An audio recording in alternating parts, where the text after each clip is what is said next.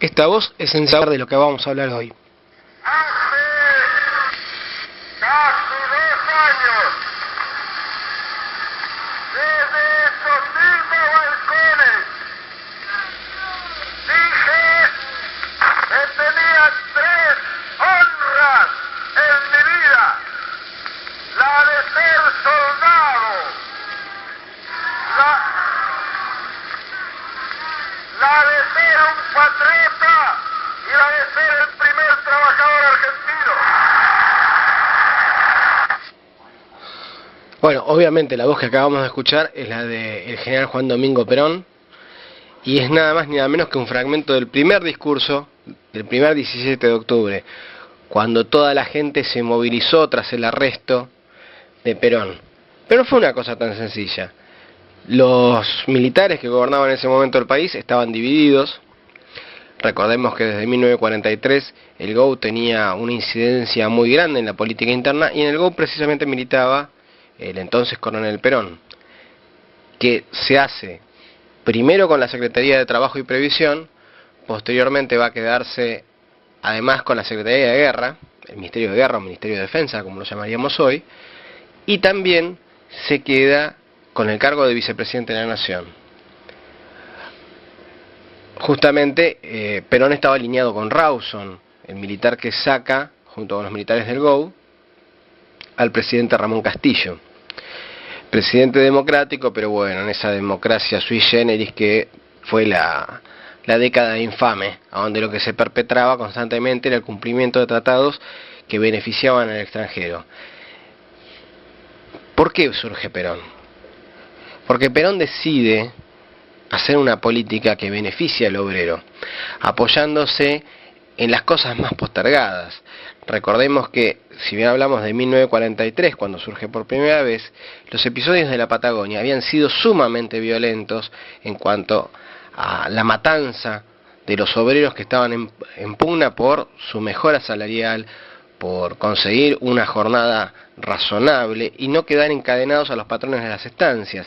La paradoja es que el primer gran triunfo de Perón fue el Estatuto del Peón Rural, donde se establecía cuántas horas debía trabajar, cómo eran las horas extra y un montón de cosas. Bastante complejo fue este gobierno militar con sus internas, que en octubre el general Rawson es depuesto. Para ser exactos, Rawson hace un planteo militar el 8 de octubre de 45 por un enfrentamiento entre Perón y el general Ábalos, que era el jefe de la guarnición Campo de Mayo y era el más opuesto a Perón dentro de los militares de esa época. El 10 de octubre, Perón ya presenta su renuncia a todos sus cargos y queda disponibilidad del gobierno para lo que decían hacer en relación a su persona. El 11 de octubre, Ábalos asume el cargo de ministro de Guerra. En una reunión en el Palacio Paz que se hace esa noche, que es el círculo militar, cerca con unos 300 militares, algunos de la Marina, se debatió qué rumbo se debía seguir, y todos intentaban buscar un acercamiento al socialismo y a un sector del radicalismo para hacer una transición hacia una democracia, levantar el estado de sitio y demás. Pero además deciden la detención de Perón. Perón, junto con Eva y con el que iba a ser su cuñado, Juan Ramón Duarte, habían decidido salir de la ciudad de Buenos Aires y dirigirse hacia el interior, primero a San Nicolás y después a una isla del Delta. El 12 de octubre, una delegación militar le pide a Farrell que pida la renuncia de todos los ministros y además el arresto de Perón. Perón, unos días antes de dejar su cargo como secretario de Previsión Social, había firmado un decreto por el cual el feriado del 12 de octubre debía pagársele a los obreros.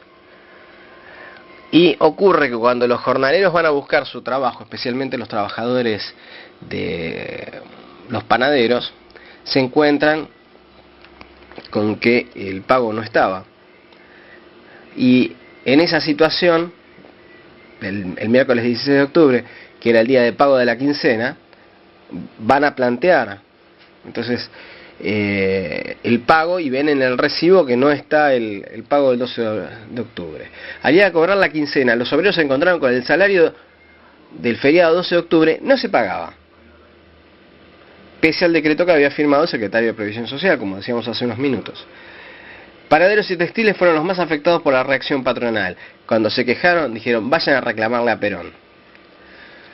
Ya ahí, un sector dentro de lo que era la incipiente CGT, que respondía al comunismo y al socialismo, se identificaban con el punto de vista de que Perón era afín al nazismo y seguían pidiendo la destitución completa de Perón, que no tuviera ninguna injerencia política. Pero la CGT no decidió acompañar esto. Perón, alegando que estaba enfermo, lo llevan al hospital militar en el barrio de Palermo, en la capital federal. Ahí es a donde queda internado para ver qué es lo que van a hacer. Se decía que ya unas semanas antes de hacerlo renunciar, había habido un intento de asesinato cuando él se trasladaba a la guarnición de Campo de Mayo. El 17 de octubre Perón queda preso y la gente decide movilizarse. Y acá viene uno de los problemas, porque la gente va desde La Plata, por ejemplo, organizados por Cipriano Reyes, también estaba Domingo Mercante, Isabel Ernest, que tuvo un rol muy importante como nexo entre Perón y los dirigentes sindicales. Cuando llegan a la zona próxima a la capital, se encuentran con que el gobierno militar había ordenado levantar los puentes, entonces no podían pasar los puentes, y la gente cruza el riachuelo a pie. Es el día de hoy que no sabemos cuánta gente fue ese 17 de octubre. Algunos cálculos dicen que fueron entre 200.000 y 300.000, y hay quienes hablan de 500.000. Nunca se pusieron de acuerdo.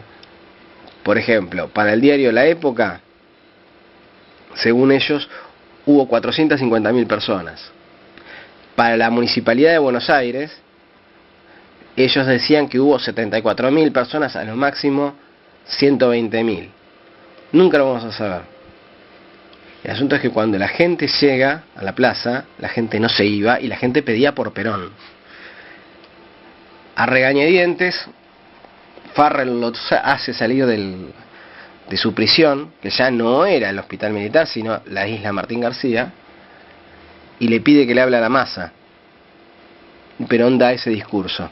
Cuando da ese discurso y comprende la llegada, el apoyo que tenía por los obreros, es cuando Perón empieza a pensar en su proyecto político y en llegar a la presidencia de la República, cosa que logra el 24 de febrero de 1946, cuando gana las elecciones con el 54% de los votos, y asumiría el 12 de octubre de ese año su primera presidencia. Otra cosa que también tenemos que tener en cuenta es que hasta la dictadura militar, todos nuestros presidentes, desde Sarmiento hasta el último mandato de Perón, asumieron el 12 de octubre, el Día de la Raza, hoy Día de la Diversidad, y que se veía desde ese punto de vista porque no había nadie que primara sobre otro. Esperemos que les haya resultado interesante esto. Y bueno, es un mes movido, vamos a tener que hablar un poco de estas cosas y en algún momento plantear una reconciliación entre ambas partes, porque hoy no podemos seguir como se sigue con peronistas, antiperonistas, gobierno, antigobierno. Tenemos que tirar todos para el mismo lado. Hasta la próxima.